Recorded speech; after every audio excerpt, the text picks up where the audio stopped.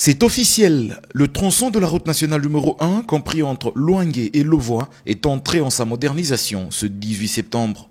Le ministre en charge des Travaux publics a fait le déplacement de Louangué en compagnie de ses collègues de l'agriculture, de l'EPSP, de la santé et le vice-ministre du plan. Le projet étant capital pour le pays au vu de l'état actuel de cette route où pour 231 km, il a fallu 12 heures de temps pour couvrir le trajet. Le mot de bienvenue et de motivation de ce projet est fait par le gouverneur du Kasaï occidental, Alex Kandé. En ce jour mémorable, marquant le lancement des travaux d'asphaltage du tronçon Louangué-Louvois de la route nationale numéro 1, permettez-moi en premier lieu de vous souhaiter à tous la bienvenue sur cette terre hospitalière de la province du Kasaï occidental.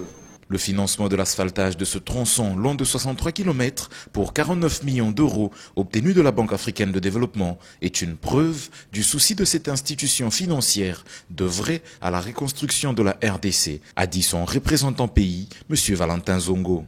La banque confirme une fois de plus son engagement à soutenir le gouvernement de la République démocratique du Congo dans ses efforts visant la réhabilitation des infrastructures et la consolidation de son unité nationale et celle de son économie.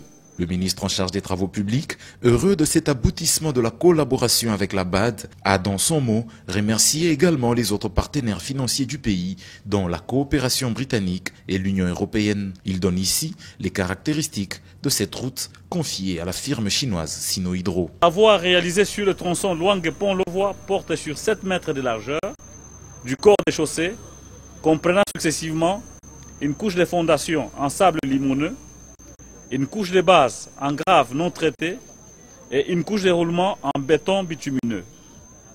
Sur les bandes extérieures de la route seront aménagés, de part et d'autre, des trottoirs en enduit superficiel de 1,5 m de large. Ce projet vient de s'ajouter à celui financé par l'Union européenne au mois de mai dernier sur le tronçon Bachamba-Pont-Louangué.